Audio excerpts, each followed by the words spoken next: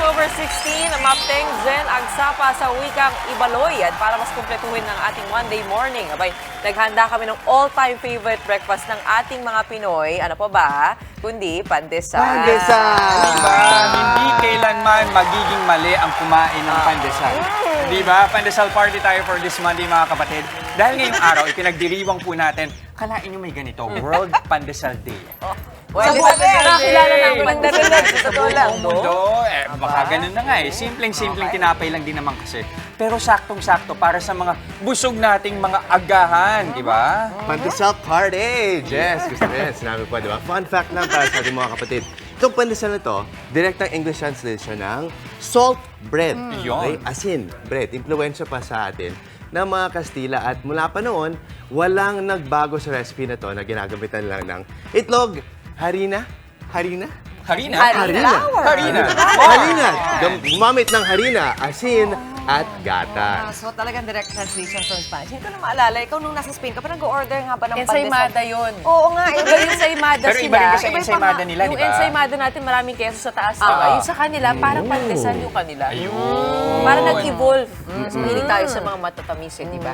At tulad nung ensaymada, yung pandesal natin, nag-evolve na rin. Ibang klase. Hindi na lang siya Iba. Ang dami nga. Naku, isa-isayin natin ito. Ha? Marami talagang variants ng pandesal at marami pang mai-invent yan down the road kasi nag-evolve talaga siya. Kaya ito, tawagin na natin ang ating mga guest dahil kami takam na Yan para na. mapakilala sa atin ang kanilang iba-ibang variants ng pandesal. Cyril and Janela Chan ng Panero Pandesal in Good the morning. house. Good morning.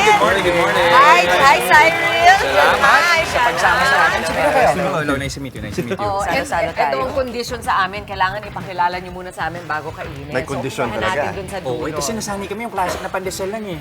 Oo nga. Ano ba itong nasa harapan natin? Ano First yung mga time ko makulay? makakita ng pandesal na kulay berde Green. at ube. Ano ba yung mga yan? So, iba-iba kasi yung flavors namin. Meron kaming pandesal na ube halaya. Ayun. Meron po kaming pesto cream cheese. Pesto Pesto pala. cream cheese Okay, po. okay, okay. Meron kaming chicken adobo. Wait, Meron- chicken adobo? Chicken adobo. May laman to, wala? May laman po. May Chicken laman. adobo. Wow. Rice. And then, Ito, meron kaming cheesy beef. So, parang pizza roll kind of. pero pandesal pa rin siya. Pero pandesal pa rin siya. Ito, yema. Okay. Ito parang may custard filling yema, gano'n. Ito, ano siya, coffee bun. try Parang natin. mga Hong Kong buns na crispy yung taas. Pero pandesal din po yun. Ito naman. Garlic butter naman to. Garlic butter. Garlic butter. Ano to? Ang amoy. Spanish bread. Spanish bread? At yung classic pandesal. Sorry ako as an ube person, unahin ko na itong ube. Oo ah. nga. Di ba, dalawa Ay, naman yata ang talino mo ha. Inunahan tayo ni Justin tsaka ni May Ito, isa pa, may isa pa. Spanish bread ako dito. Okay, try natin. Tsaka sa totoo, ang lalaki Ang lalaki ng mga Okay, so pandesal. Legit, ano guys, yung common may ube factor talaga. para masabi yung isang bagay ay pandesal? Ano ba yun? Harina, asin, butter, yun lang ba yung mga kailangan? Actually, very basic lang siya. Simple lang siya. I think that's why ganun siya ka-popular. Kasi madali lang siyang gawin. Tapos versatile siya. So pwede niyong gawin, lagyan ng palaman, masarap siya. Kahit walang palaman, masarap pa rin. Sa lahat ng negosyo, bakit ito yung naisip ninyong pasukan? Kasi kinakain po ng lahat eh. Like, malaki yung market niya. Tsaka, talagang part siya ng mga daily life ng Pilipino. Kahit mga Gen Z, kahit yung mga kabataan, kasi syempre na-associate natin yung pandesal, kape, kahit yung mga, di ba, yan ang binibigay sa atin nila, lola, lolo, pagka... Ayun, kape. Kape. Pero kahit ang mga bata ngayon, talagang nakikita, papansin nyo na nahihiligan pa rin nila ang pandesal. Opo. Ano favorite mo dito, Jana? Favorite ko dito, I'd say, para masarap sa breakfast, yung pesto cream cheese. Oh, sige. Okay. Game, yan na. Pero teka. Magkano na ba yung pandesal ngayon? Yung classic lang? Classic lang, 6 pesos. 6 pesos. Mahal na. Pero pag naka-bundle siya, mas mura for us. Dati piso lang yan. Oo nga. Sinasabi ko sa nanay ko noon, pag kunwari, bibili siya ng mamahaling gamit, kunwari, may mag-shopping kami, window shopping, kunwari 300,000. Sabi ko, ma, 300,000 na pandesal na yan, no? Piso lang kasi Piso lang kasi isa. Yung 6 pesos. Pero malaki naman Ang ito. laki Ano bang ano sa tingin niyo yung nagpapaangat sa pandesal? Bakit ano siya? Paborito pa rin, staple sa mga Pinoy.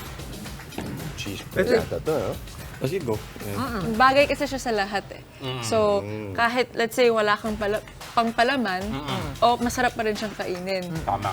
Actually, napakasarap itong ano. Actually, garlic sausaw mo lang butter. sa kape, pwede na eh. Yung herb. Pwede na. Mahilig ito, kami no? sa garlic eh. So talagang sineryoso namin. Pero yung garlic. paano niluluto ito? I mean, pareho lang ba yung proseso? Dinagdag nyo lang yung ingredients? Lalo na yung mga flavored. Para sa mga kapatid natin na gusto rin subukan ito sa kanilang mga bahay, ano ba yung proseso ng pagluto? Pag-bake ng pandesal? Same lang naman siya more or less. Except, syempre mas komplikado kasi lalagyan niya ng filling. Ayan. Puro filling. Opo. Kasi ito sa taas lang naman. Ito sa taas. Oo. Yung pesto cream cheese may filling siya. Ito ba cheese bread to? Cheese Cheese bread. Cheese bread. Meron talaga siyang filling na cheese. So may filling din. Filling din. Wow. Yun yata yung sinolve Double nyo cheese siya. Linagyan nyo na talaga ng palaman halos lahat. Yeah. Diba? Para hindi na kailangan intindihin. Madaling wala. Hindi ka na magbabaon ng coco jam o ng butter o ng cheese o ano. Nandiyan na lahat. Pero yung flavor nyo, magkano naman ang presyo niyan? Yung flavored namin, nag-range siya from 15 to, depende, pag special flavor hanggang 40 pesos. Pero yung average namin nasa mga 25. Sa lahat ng ito, ano yung pinakamabenta? Mabenta syempre Spanish kasi minamahal yan ng mga tao. Pan de coco. Oh, surprise! Diba? Ano ba to? Yung Ito ube na, halaya ito also. natin.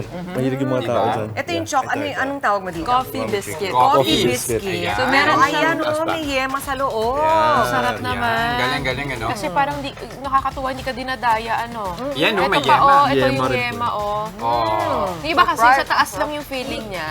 yes. Ito hindi. Share ng plato. Puno. pala. Siniksik ka sa loob, di ba? Pero ito, specific lang sa negosyo ninyo, bakit panero pala?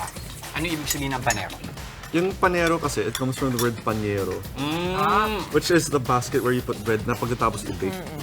Tapos also, yung tawagan among friends, parang kumpare, pañero. Kapanyero. Okay, Correct. okay. Pero ito, meron ba kayong store or puro online ang benta ninyo? Meron po kaming store ngayon sa Pure Gold QI Central, sa E-Road. Okay.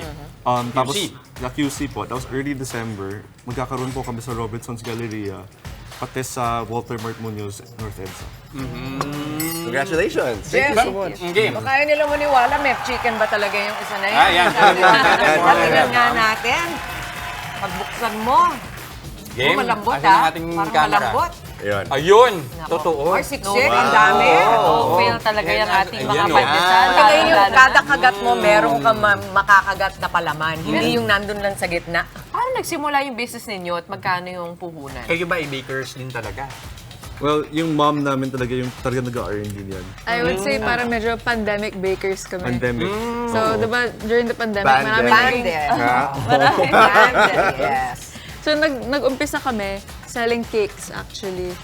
So, nag-online business kami ng cakes. Tapos, puhunan namin siguro mga 50,000. Okay, okay. And then, selling cakes online. Tapos, bigla na lang naisip namin na nagbe-bake na rin tayo ng cakes. Kuhan tayo ng bread. Why not bread naman? Since ang bread talaga, yung cakes kasi paminsan parang luxury eh. Pang celebration Pang kasi. celebration Yes. lang. Oo. Pero ang tinapay, everyday kakainin mo yun. So, nag-transition na kayo to Yes, pandesal. nag-transition. Nakakatuwa naman. Siguradong marami kayo napapasaya tuwing morning. Paano ba kayo mararating? Paano ba kayo makokontak sa mga gustong bumili o matuto mula sa inyo? So, you can find us on Facebook or Instagram at Panero Pandesal. Tapos, pwede rin po kayo mag-order online, panero.ph.